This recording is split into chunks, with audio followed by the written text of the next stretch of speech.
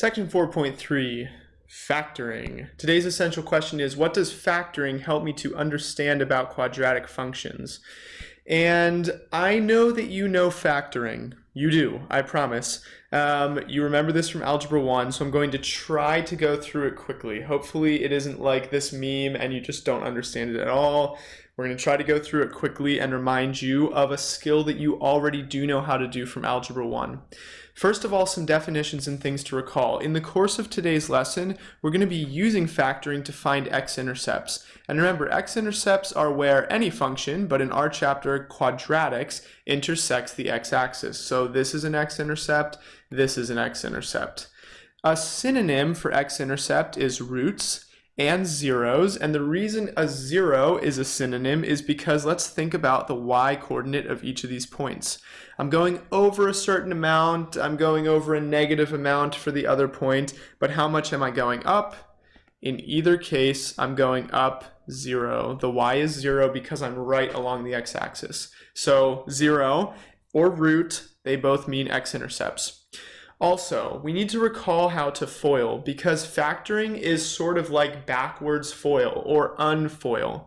When I FOIL something, I'm moving forward. I do x squared, x times x is x squared, x times 3 is 3x, negative 5 times x is negative 5x, negative 5 times 3 is negative 15, and then I can combine like terms to finish off my problem. That's FOIL, that's moving forward. What we're going to do today is we're going to factor, which means starting here and moving backwards to here. So we need to recognize some patterns, and the pattern that I want you to recognize is this. This number that I'm underlining right now, this negative 2, arose because we added 3x and negative 5. In other words, the numbers here, negative 5 and 3, we added together to get the negative 2. We multiplied to get this negative 15. So in other words, this negative 5 and this positive 3 multiplied to get the last term. So adding to get the middle term, multiplying to get the last term. We can use that pattern when we're working backwards. Let's just make sure it holds up for another FOIL problem. X squared minus 7x minus 2x plus 14, and finish off by combining the like terms. Notice, yes, again, I'm adding negative 2 and negative 7 to get the negative 9. I'm multiplying negative 2 times negative 7 to get the plus 14. All right, so now we're ready to move backwards. Let's take a look at factoring and take a look at the zero product property. And yes, this is going to be where we use zero product property. For this first one, though, let's just factor. Remember, I'm trying to take this and move backwards to something that looks like this. I just need to figure out what the numbers are. Remember, we said that I want to be finding two numbers that add to the middle term and multiply to the last term. So what are some different ways? Typically I start off with the multiplication. What are some different ways I can multiply to negative 15? Well, I could have 15 and negative 1. I could have negative 15 and 1. I could have 5 and 3. Or I could have negative 5 and 3. Sorry. Yeah, 5 and negative 3, and then negative 5 and 3. I need one positive and one negative. Let's see which one of these adds to negative 2, because whatever combination adds to negative 2 is the combination I want to use in my factoring. So 15 plus negative 1, that's 14, doesn't add to negative 2.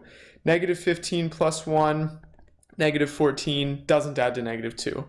5 plus negative 3, 2, that's close. Here's the winner, negative 5 plus 3, yeah, that's negative 2. So I want to put the negative 5 and the 3 down here in my parentheses. Now, this is one of those nice chapters where you can always know if you're right. The check is, well, if I FOIL this out, I should get back to my original problem. So let's see what happens when I FOIL. Well, x times x is x squared, x times 3 is 3x, x times negative 5 is negative 5x, and negative 5 times 3 is minus 15. Remember, I'm just doing the FOILing. And combining these two like terms, yeah, I do get negative 2x and negative 15. This looks identical to the top problem. So I know that this thing that I've boxed is my factoring. Let's take a look at this second problem here. I'm going to solve this equation. And remember, we talked about I can't just subtract things to the other side or divide by x or take the square root. None of those methods will work because I have an x squared here and an x here, and that makes things really tricky. What I could do is I could use the quadratic formula, or I could use zero product property. The first step would be to factor. So in factoring, remember I'm trying to take that and make it look something like this. I'm just messing with the left-hand side of the equation. The right-hand side is still equal to 0. And remember, I need to find two numbers that multiply to 14 and add to -7. So let's try some different combinations. 14 times 1 is 14, but when I do 14 plus 1, that's 15. So that's no good. How about 7 and 2? 7 times 2 is 14, but when I add 7 plus 2, it's 9. Now, I'm trying to add to -9. So let's think about this. I could do a positive times a positive to get my 14, but what if I did a -7 times a -2? That still equals 14, right? But when I add -7 plus -2, I get -9. Okay, so those are my two numbers, -7, -2. And remember, we could check it by foiling it out and make sure it gets back to here. But if you remember, that was this problem. It does, like we already proved it on the following slide, or the previous slide. So what do I do now? I factored. Here's where the zero product property comes in. The zero product property takes advantage of the fact that anything times 0 equals 0. So let's look at what I have here. I have something times something equals 0. So let's say I got just one of these parentheses to equal 0. Wouldn't that mean that 0 times whatever is in these parentheses, let's say it's something like 5, if I multiply these two parentheses together, wouldn't they equal 0? Yeah, they would. So in other words, if I can get a parenthesis to equal 0, I know my equation is true. So let's set x minus 7 to equal 0, because I'm trying to get that parenthesis to equal 0. If I just add 7 to both sides, I find out that if I get x equals 7, that will make the equation equal to 0. And let's plug it in to make sure. So 7 minus 7 times 7 minus 2. 7 minus 7 is 0. 7 minus 2 is 5. Does that equal 0? Yeah. So 7 is a legit answer. But also, couldn't I have the other parenthesis equal 0? So in other words, if x minus 2 equals 0, if that second parenthesis equals 0, I also have a solution. In this case, x equals 2, and let's just plug in to make sure we're accurate. So 2 minus 7 times 2 minus 2. Well, let's see, I have -5 times 0. So yeah, that equals 0. Zero product property. Since either parenthesis can equal 0, so that my multiplication equals 0, I have a solution, and I have two solutions here, as with many quadratics. So let's do some examples. Let's do some more examples. First of all, find the zeros of this function. Zeros. Remember, I said that's an equivalent to x-intercepts. And remember that we said that x-intercepts always have a y of 0 in the xy pair. So let's think about what I can do with that knowledge. If I'm trying to find the zeros, and I know that a 0 has a y coordinate of 0, can't I just plug 0 in for y? So 0 equals x squared minus 6x plus 8. Remember, really what I'm doing is I'm solving for the x-intercepts of this quadratic, but I know that the y value of each of these points is going to be 0. So I plug 0 into my equation. Now I'm solving for x. I can do this with the zero product property. So I need to factor. Let's see. I'm trying to figure out what two numbers multiply to +8 and add to -6. So to multiply to 8, I could do 1 and 8. But when I add those, I get 9. That's no good. I could do -8 plus -1, right? Negatives canceling. But when I add those together, I get -9. How else could I multiply to 8? How about 4 and 2? So 4 times 2 is 8, but 4 plus 2 is 6. This is one of those situations where I need to use double negative. -4 plus -2.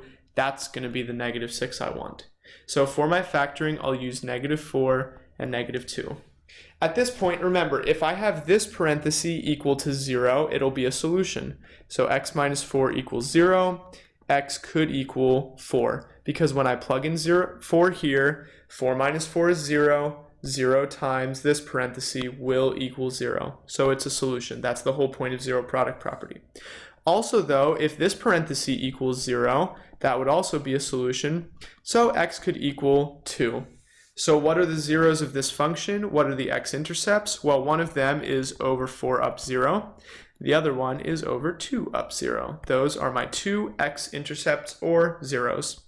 A couple more equations. Solve x squared minus 11x plus 30 equals 0. It's a zero product property. So again, we're setting up my equation. I'm thinking what multiplies to 30 and adds to negative 11.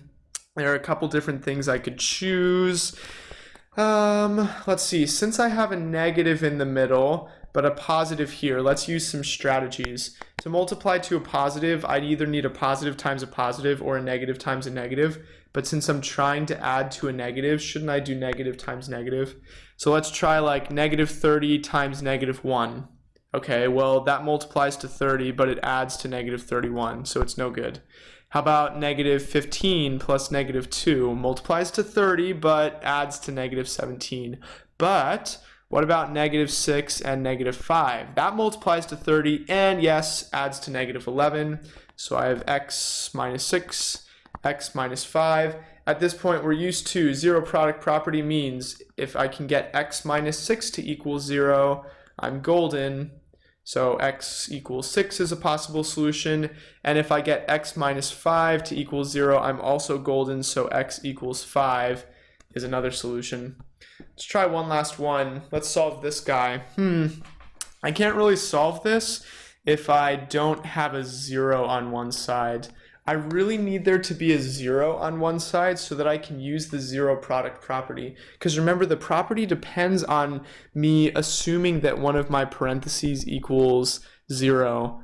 Because if I multiply anything times 0, it will equal 0. So I need to get a 0 on one side first. Let's add 3y and subtract 28 from both sides. That'll get me the 0, right?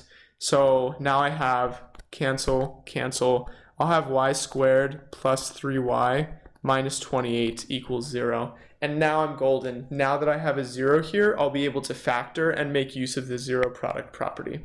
So 0 equals, for this factoring, the quicker you get at this, the more you can do this in your head. In this case, I'm thinking, okay, multiplying to negative 28, adding to 3. How about positive 7 and negative 4? 7 times negative 4 is negative 28, check. 7 plus negative 4 is 3, check. So I've multiplied to the last term and added to the middle term. And at this point, I can use zero product property. If this parenthesis is equal to 0, I'm good. So y equals negative 7 is a solution. And if this second parenthesis is equal to 0, I'm also good. So y equals 4 is a solution. Whew! This video is getting long. Should we skip the summary? You know how to factor by now. I just showed you like a million different examples. Thanks for watching, guys, and that'll be all.